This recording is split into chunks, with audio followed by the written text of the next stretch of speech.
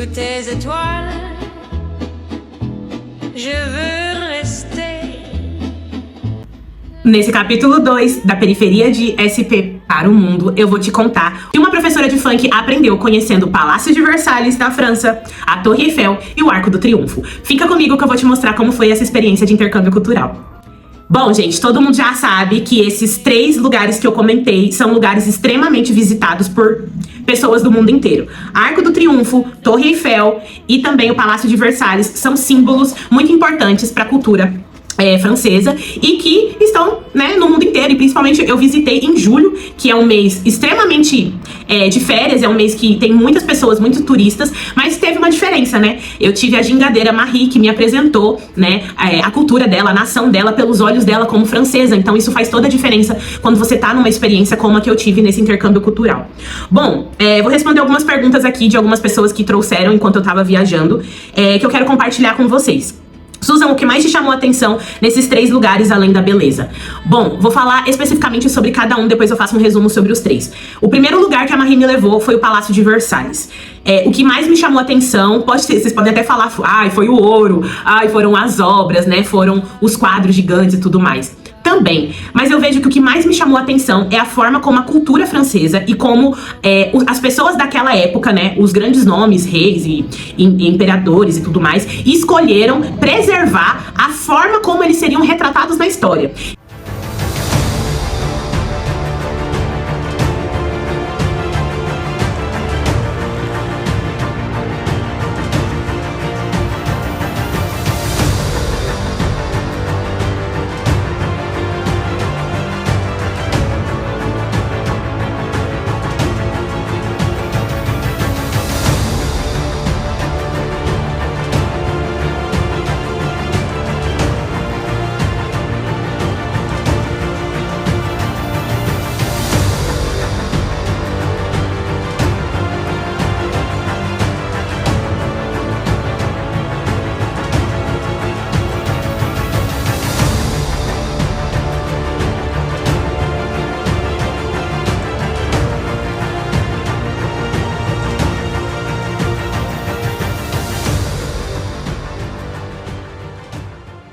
E para além disso, a magnitude do tamanho do Palácio de Versalhes. Nossa senhora, que lindo! Marie, meu Deus, tá muito bonito isso aqui, cara. Gente, quem diria que eu chegaria aqui? E ginga funk, hein? Olha as conexões.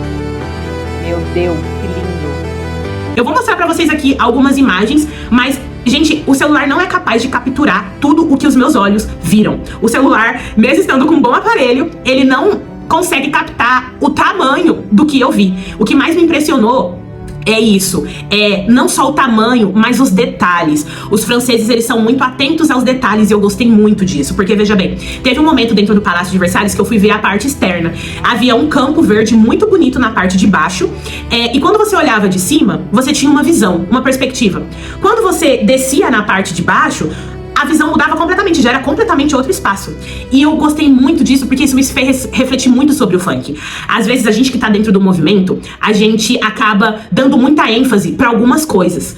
E às vezes coisas que nem vão agregar tanto assim, tipo intrigas, brigas, discutir por quem começou primeiro. Lógico, é importante demarcar os pioneiros dentro do movimento, mas é tão importante quanto começar a olhar o movimento por uma perspectiva outra, sabe? De perceber que talvez mais importante seja preservar as histórias, reconhecer as histórias das pessoas que fazem parte, mesmo que às vezes ela não dialoga muito com o que você faz, mas reconhecer essas pessoas, falar sobre essas pessoas, transmitir esse conhecimento e entender a magnitude do tamanho da nossa cultura. Eu acredito que esse foi um dos momentos que mais me marcou dentro do Palácio de Versalhes. Outra coisa que me marcou também é tudo estar registrado. Tudo estava nas paredes escrito, tudo tinha um monumento, tinha um nome, tinha a obra, né? O rosto das pessoas não foi esquecido na história.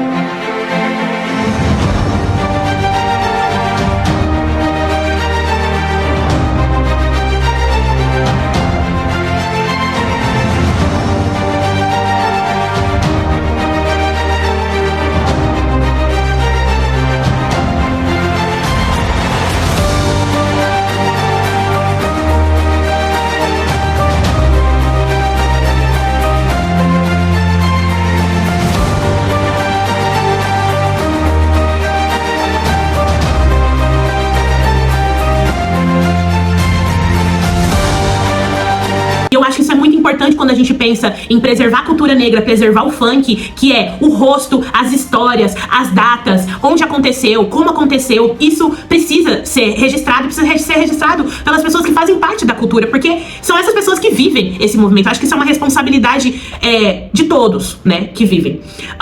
Bem, enfim, falei do Palácio de Versalhes, vou falar sobre a Torre Eiffel. O primeiro momento que eu vi a Torre Eiffel, eu não tava esperando, porque eu estava dentro do metrô junto com a Marie, a gente passou pelo metrô, e aí, bum, eu vi aquela coisa, pá, tipo, parece um filme.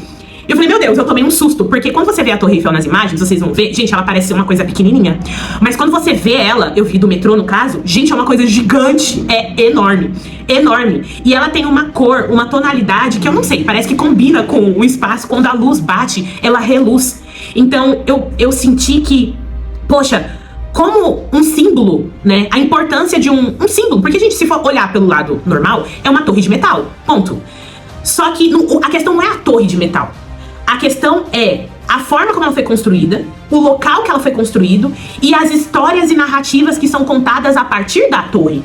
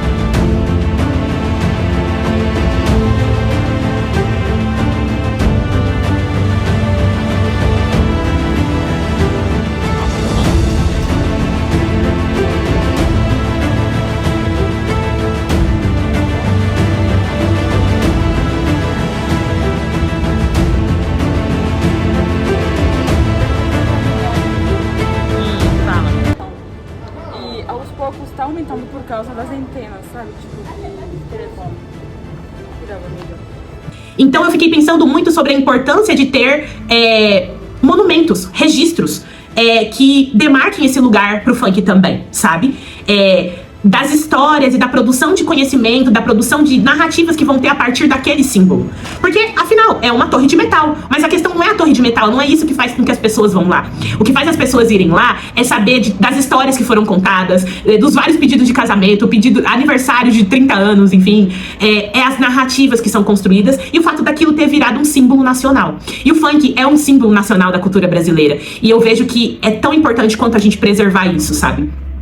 Especificamente sobre o Arco do Triunfo, falo novamente algo que eu vi muito semelhante com o Palácio de Versalhes. O Arco do Triunfo tem registrado vários nomes de pessoas que lutaram em guerras importantes, né, dentro do território francês e que não foram esquecidas. Inclusive, tem uma parte ali do Arco do Triunfo no qual tem uma homenagem com fogo de um soldado que morreu e que não tinha o nome ali identificado, mas que ele vai sempre ser lembrado, sempre vai ter flores e sempre vai ter fogo pra lembrar. Eu achei isso um ato muito respeitoso para com as pessoas que lutaram nas guerras. Então, esses três símbolos juntos me fez refletir sobre a forma como os franceses olham para a cultura deles, em preservar a memória e a história deles, e isso me fez refletir muito sobre o funk também.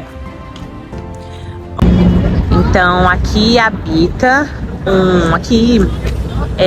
repousa um soldado francês que foi morto pela pátria. E como não tem a identificação do nome, eles acenderam essa fogueira para que ele nunca seja esquecido. Achei muito simbólico, com as cores da bandeira da França e o ano 1918. 1914 a 1918. Foi na época da Guerra Mundial.